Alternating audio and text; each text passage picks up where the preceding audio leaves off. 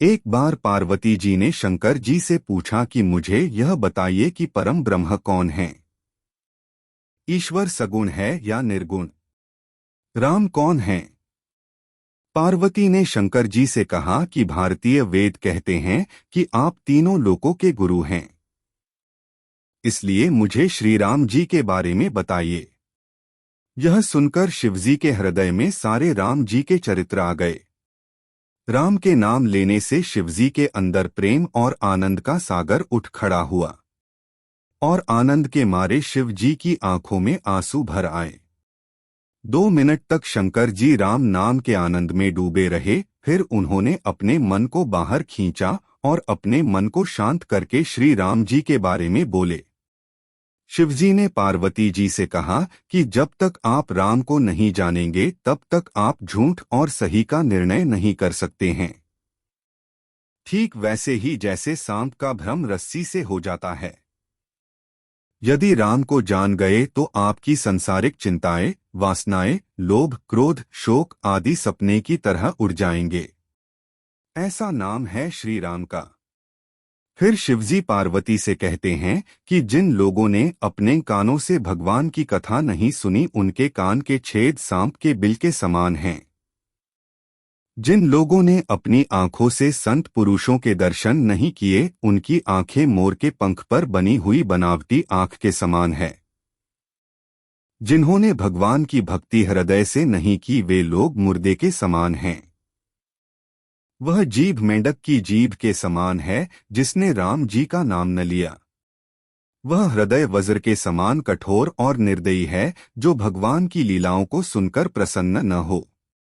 भगवान राम की लीला देवताओं को खुश करने वाली तथा दुष्टों को अपनी ओर खींचने वाली है। आगे शिवजी पार्वती जी से कहते हैं कि श्री राम जी की कथा हाथ की ताली के समान है जो शंका रूपी पक्षियों को उड़ा देती है, अर्थात जो हमारे मन में दिन भर एक दूसरे के प्रति शंका बनी रहती है, इसको उड़ा देने वाला नाम ही राम है। आगे शिवजी कहते हैं कि राम जी कथा कलयुग रूपी पेड़ को काटने वाली कुल्हाड़ी के समान है। शिवजी आगे कहते हैं कि मोह के राक्षस से बंधे हुए कलयुग के लोग पाखंडी व भगवान के चरणों से विमुख होते जाएंगे। आगे शिवजी ने बताया कि सगुण और निर्गुण में कुछ भी भेद नहीं है। ऐसा वेद, पुराण, ज्ञानी व संत लोग कहते हैं।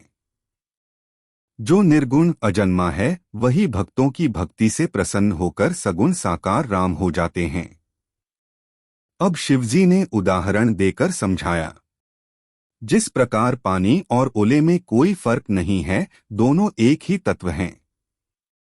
पानी तो पानी है जबकि ओला भी पानी है।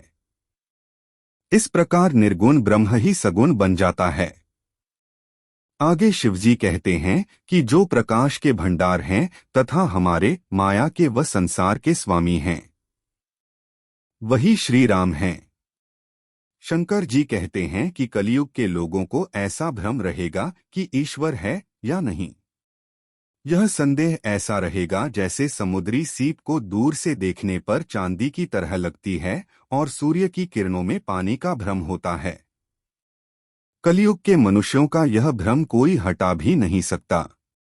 शिवजी आगे कहते हैं कि जैसे स्वप्न में कोई सिर कट ले तो तब तक वही फीलिंग हमारे अंदर रहती है जब तक कि हम जग न जाएं। इसी प्रकार यह संसार भगवान के आश्रय में तब तक रहता है जब तक कि हम भगवान को स्वीकार न कर ले।